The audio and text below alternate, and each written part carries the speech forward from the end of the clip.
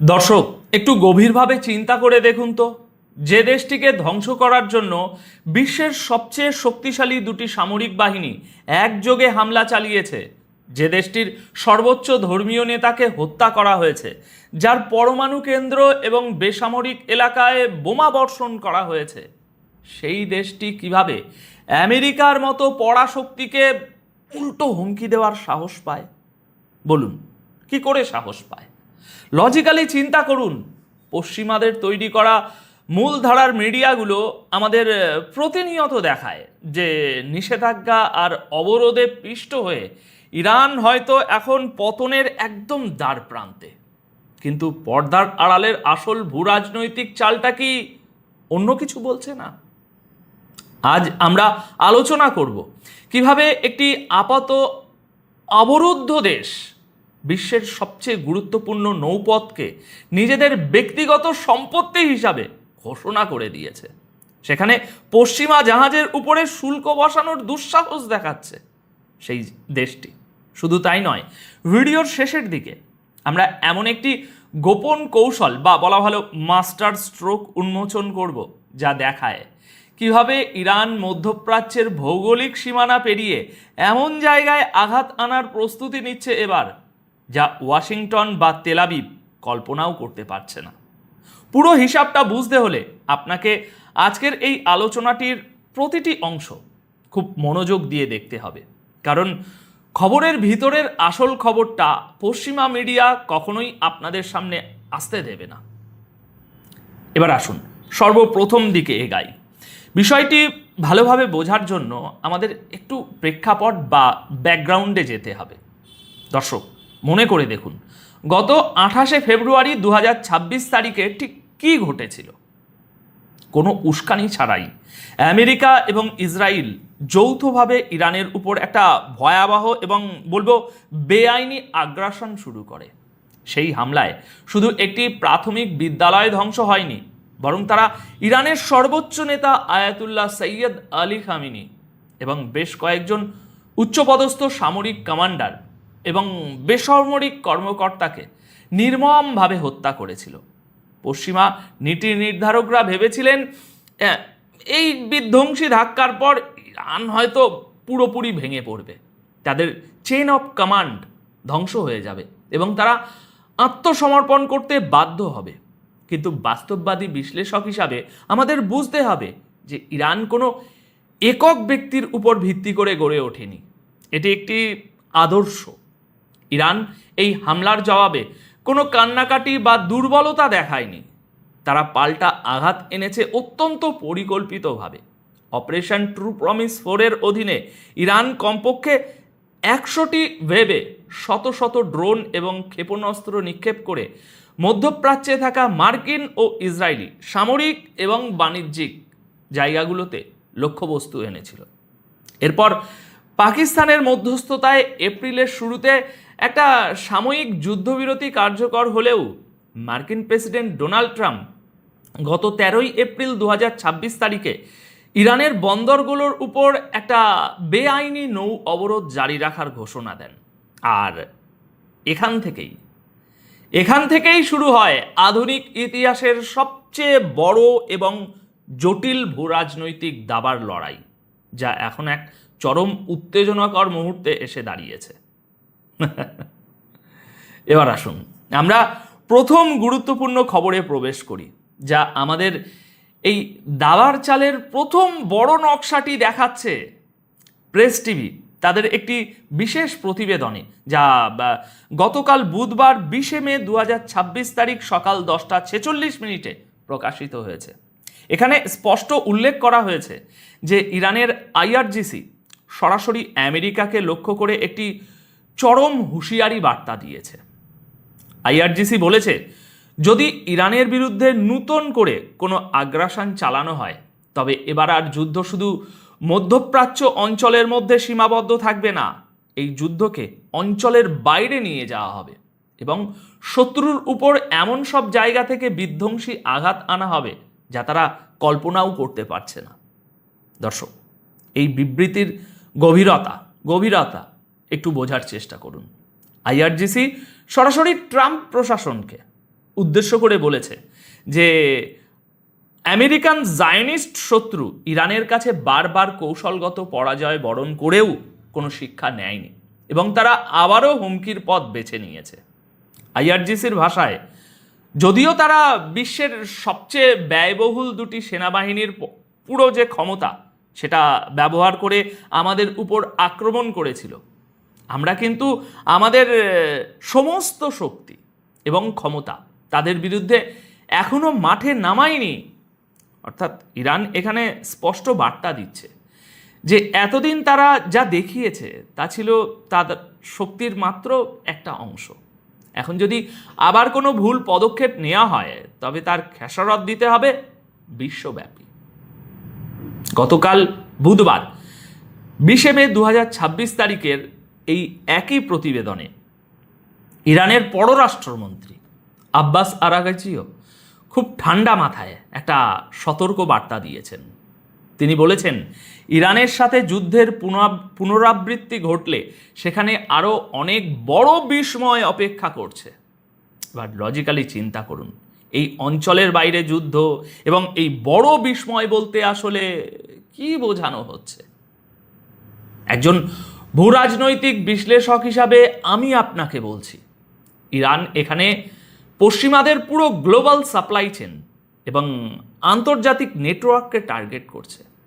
এর মানে হলো, যুদ্ধ যদি আবার শুরু হয় তবে তা কেবল পারস্য উপসাগরে সীমাবদ্ধ থাকবে না, লোহিত সাগর, ভূমধ্য সাগর, এমনকি ভারত মহাসাগরের যে দূরবর্তী অঞ্চল সেগুলোতেও, সেখানে থাকা পশ্চিমা বাণিজ্যিক জাহাজ বা মার্কিন সামরিক ঘাঁটি সেগুলোও এই আঘাতের আওতায় চলে আসবে। আইআরজিসি তাদের এই বিবৃতিতে পবিত্র কুরআনের সূরা আত-তওবার 12 নম্বর আয়াত উল্লেখ করে বলেছে যে তারা মাঠের লড়াইয়ে বিশ্বাসী, সামাজিক যোগাযোগ মাধ্যমে বা ফাঁকা বিবৃতিতে নয়। দেখুন, পশ্চিমা বিশ্ব যেখানে মিডিয়া হাইপ তৈরি করে যুদ্ধ জয়ের নাটক সাজাচ্ছে, সেখানে ইরান কিন্তু নীরবে তাদের সামরিক ক্ষমতা বাড়িয়েছে। পশ্চিমাদের সবচেয়ে বড় ভুল হলো তারা মনে করে সামরিক প্রযুক্তি আর বাজেটই যুদ্ধের একমাত্র নির্ধারক, কিন্তু তারা এটা ভুলে যায় যে একটি আদর্শিক বাহিনীর বিরুদ্ধে যুদ্ধ করার কৌশল সম্পূর্ণ আলাদা। দর্শক, এবার এই আলোচনার দ্বিতীয় গুরুত্বপূর্ণ সংযোগটি আমরা পাই পেরেস টিভির আরেকটি প্রতিবেদনে, যা প্রকাশিত হয়েছিল মঙ্গলবার 19 মে 2026 তারিখে বিকেল 3:40।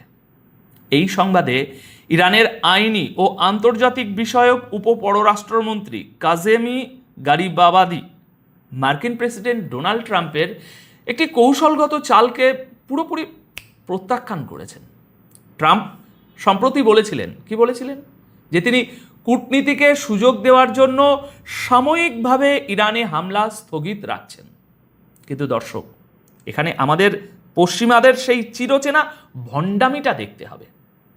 ইরানের উপপররাষ্ট্রমন্ত্রী খুব চমৎকারভাবে এই ভণ্ডামিটা উন্মোচন করে বলেছেন, আমেরিকা একদিকে বলছে তারা সাময়িকভাবে হামলা বন্ধ রেখেছে আলোচনার সুযোগ দিতে, আর অন্যদিকে যে কোনো মুহূর্তে বড় ধরনের হামলার প্রস্তুতি নিয়ে রাখছে তারা, এবং হামলা হবেই। এর অর্থ হলো তারা মূলত একটি হুমকি বা থ্রেটকে শান্তির সুযোগ বলে প্রচার করছে। দর্শক, এটি হলো ক্লাসিক পশ্চিমা মনস্তাত্ত্বিক যুদ্ধ। তারা আপনাকে এক হাতে বন্দুক দেখাবে আর অন্য হাতে শান্তির চুক্তিপত্র এগিয়ে দেবে, যেন আপনি ভয় পেয়ে তাদের শর্ত মেনে নেন। কিন্তু ইরান এই ফাঁদে পা দিতে অস্বীকৃতি জানিয়েছে। ইরানের উপপররাষ্ট্রমন্ত্রী গারিবাবাদি স্পষ্ট ভাষায় জানিয়ে দিয়েছেন যে ইরানের কাছে আত্মসমর্পণের কোনো অর্থ নেই। তাদের মূল মন্ত্র হলো, হয় আমরা জিতব, না হয় শহীদ হব। দর্শক, এই মানসিকতাটিই হলো পশ্চিমাদের জন্য সবচেয়ে বড় দুঃস্বপ্ন। ওয়াশিংটন বা তেল আবিব তাদের সামরিক সমীকরণ মেলায় কি দিয়ে? লাভ, ক্ষতি, বাজেট। কিন্তু যখন তারা এমন এক শক্তির মুখোমুখি হয় যারা মৃত্যুকে ভয় পায় না, বরং শাহাদাতকে একটি পরম বিজয় মনে করে, তখন পশ্চিমাদের সব আধুনিক যুদ্ধ কৌশল ব্যর্থ হতে শুরু করে। এবার আসুন সেই সবচেয়ে বড় দাবার চালে, যা পশ্চিমাদের পুরো অর্থনীতি এবং বলতে পারেন ভূ রাজনৈতিক সমীকরণকে তছনছ করে দিয়েছে। গতকাল 20 মে 2026 তারিখে দুপুর 12টায় নূর নিউজ একটি অত্যন্ত গুরুত্বপূর্ণ প্রতিবেদন প্রকাশ করেছে। এই প্রতিবেদনে ইরানের সংসদের জাতীয় নিরাপত্তা ও পররাষ্ট্র নীতি কমিটির চেয়ারম্যান ইব্রাহিম আজিজি হরমুজ প্রণালী নিয়ে ইরানের অবস্থান একদম পরিষ্কার করে দিয়েছেন। তিনি কি বলেছেন? তিনি বলেছেন, হরমুজ প্রণালী হলো ইসলামিক প্রজাতন্ত্র ইরানের একটি স্থায়ী সম্পদ এবং এটি চিরকাল ইরানি জাতির নিয়ন্ত্রণ এবং ব্যবস্থাপনায় থাকবে। আজাজি খুব কড়া ভাষায় সতর্ক করে দিয়ে বলেছেন, যারা এই অত্যন্ত গুরুত্বপূর্ণ আন্তর্জাতিক জলসীমায় নিজেদের শক্তি প্রদর্শন করতে চায় তারা যেন জেনে রাখে যে ইরান এই জলপথে তার আইনি অধিকার বজায় রাখতে সম্পূর্ণ শক্তি প্রয়োগ করবে এবং এই বিষয়ে কাউকে বিন্দুমাত্র ছাড় দেয়া হবে না। দর্শক, এবার লজিক্যালি চিন্তা করুন, হরমুজ প্রণালী এটি হলো বৈশ্বিক জ্বালানি খাতের লাইফলাইন বা হৃৎপিণ্ড। ইরান যদি এই হৃৎপিণ্ডের উপর নিজের হাত শক্ত করে চেপে ধরে তবে পুরো পশ্চিমা অর্থনীতির রক্ত চলাচল বন্ধ হয়ে যাবে। আর ইরান ঠিক এই কাজটাই করেছে, আরো বেশি করে সামনের দিনে করছে। দর্শক, ভেবে দেখুন এটা কত বড় একটা ঐতিহাসিক এবং কৌশলগত চাল। আমেরিকা যে জলপথকে আন্তর্জাতিক কমন রুট বলে দাবি করত, সেখানে এখন ইরান নিজের সার্বভৌমত্ব খাটিয়ে প্রতিটি জাহাজ থেকে কর আদায় করার সিদ্ধান্ত নিয়েছে। আজিজি স্পষ্ট বলেছেন, এটি সম্পূর্ণভাবে ইরানের জাতীয় সার্বভৌমত্বের সাথে সঙ্গতিপূর্ণ এবং এর মাধ্যমে আন্তর্জাতিক বাণিজ্যের নিরাপত্তা নিশ্চিত করা হবে। অর্থাৎ ইরান এখন এই হরমুজ প্রণালীকে তাদের একটা পূর্ণাঙ্গ অর্থনৈতিক, রাজনৈতিক এবং সামরিক লিভার হিসাবে ব্যবহার করছে। পশ্চিমা শক্তিগুলো এতদিন মনে করত নিষেধাজ্ঞা দিয়ে, হুমকি ধমকি দিয়ে তারা ইরানকে অর্থনৈতিকভাবে পুরো প্যারালাইজ করে দেবে, কিন্তু এখন ইরান উল্টো তাদের তৈরি করা সংকটের সুরাহা করতে পশ্চিমা এবং তাদের সহযোগী দেশগুলোর বাণিজ্য জাহাজের উপর কর আরোপ করে নিজেদের রাজস্ব বাড়াচ্ছে। কোনো বিদেশি শক্তি ইরানি জাতিকে এই অধিকার থেকে বঞ্চিত করতে পারবে না বলে আজাজি অত্যন্ত আত্মবিশ্বাসের সাথে ঘোষণা করেছেন। এখন লজিক্যালি একটু চিন্তা করুন, এই পুরো পরিস্থিতির শেষ কোথায়? আমেরিকা এবং তার মিত্ররা কি আসলেই ইরানের সাথে একটা পূর্ণাঙ্গ যুদ্ধ শুরু করার সামর্থ্য রাখে? বাস্তববাদী বিশ্লেষণ আমাদের বলে যে মার্কিন অর্থনীতি এখন আর সেই আগের মতো অবস্থানে নেই। ট্রাম্প প্রশাসন তাদের অভ্যন্তরীণ অর্থনৈতিক সংকট, মুদ্রাস্ফীতি এবং এই বিশ্বজুড়ে মার্কিন ডলারের যে আধিপত্য কমে যাওয়ার মতো নানা সমস্যা সব জর্জরিত এতে। এমন অবস্থায় ইরানের সাথে একটা সরাসরি দীর্ঘমেয়াদে যুদ্ধে জড়ানো মানে আমেরিকার নিজের পায়ে কুড়ুল মারা হবে। আর এই কারণেই ট্রাম্প এখন একদিকে হামলার ভয় দেখাচ্ছেন, আবার অন্যদিকে সাময়িক যুদ্ধবিরতি বা ওই কূটনৈতিক আলোচনার নাটক এইসব সাজাচ্ছেন। কিন্তু ইরানের উপপররাষ্ট্রমন্ত্রী এবং আইআরজিসি স্পষ্ট বুঝিয়ে দিয়েছে যে তারা আর ওই পশ্চিমাদের এই দ্বিমুখী নীতি বা এই ফাঁকা হুমকিতে ভয় পাওয়ার পাত্র নয়। তাদের প্রতিরক্ষা ব্যবস্থা এখন সম্পূর্ণভাবে দেশীয় প্রযুক্তির উপর নির্ভরশীল এবং তাদের পাশে রয়েছে চীন ও রাশিয়ার মতো একটা মজবুত শক্তিশালী জোট। দর্শক, ইরান যদি হরমুজ প্রণালীতে পশ্চিমা জাহাজের উপরে কর বসায় বা তেল পরিবহন বন্ধ করে দেয়, তবে তারা সরাসরি তার সুবিধা পাবে চীন এবং রাশিয়ার মতো দেশগুলো, যারা ইরানের পরম মিত্র।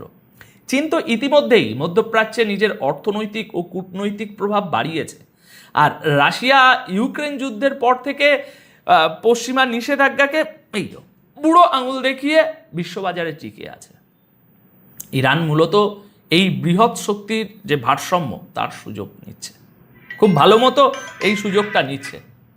তাহলে দর্শক, এখন পুরো সমীকরণটা কি দাঁড়িয়েছে? এই যে পশ্চিমা বিশ্ব এতদিন ধরে যে নিষেধাজ্ঞার রাজনীতি খেলছিল, ইরান এখন তাদের নিজেদের অস্ত্র দিয়েই তাদের ঘায়েল করছে। একদিকে আইআরজিসির মাঠের লড়াইয়ের প্রস্তুতি, অন্যদিকে হরমুজ প্রণালীর মতো একটা কৌশলগত জলপথের উপর পূর্ণ নিয়ন্ত্রণ প্রতিষ্ঠা। এই দুই মিলে ইরান এখন মধ্যপ্রাচ্যে একটা নতুন পরাশক্তি হিসাবে আবির্ভূত হয়েছে, যাকে অবহেলা করার ক্ষমতা ওয়াশিংটনের নেই। আইআরজিসি যখন বলে যে তারা শত্রুকে এমন জায়গায় আঘাত করবে যা তারা কল্পনাও করতে পারছে না, তখন তা কেবল কথার কথা নয় দর্শক, এর পেছনে নিশ্চিত রয়েছে সুনির্দিষ্ট বিষয়। দর্শক, আজকের এই আলোচনা থেকে একটা বিষয় দিবালোকের মতো স্পষ্ট, যে ক্ষমতার ভারসাম্য এখন আর ওয়াশিংটনের হাতে নেই। বিশ্ব একটা ইতিমধ্যেই নতুন যুগে প্রবেশ করেছে।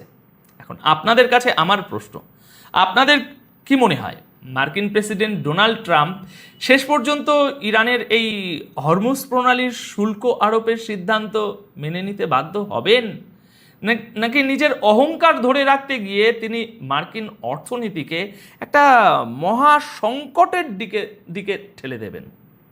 আপনার কি মনে হয়? আইআরজিসির এই অঞ্চলের বাইরে যুদ্ধ করার হুমকি আমেরিকাকে আসলেই নতুন কোনো আগ্রাসন চালানো থেকে বিরত রাখতে পারবে? আপনার মতামত অবশ্যই নিচের কমেন্ট বক্সে লিখে জানাবেন। আপাতত এই প্রতিবেদন তাহলে এখানেই শেষ করছি। সবাই খুব ভালো থাকবে।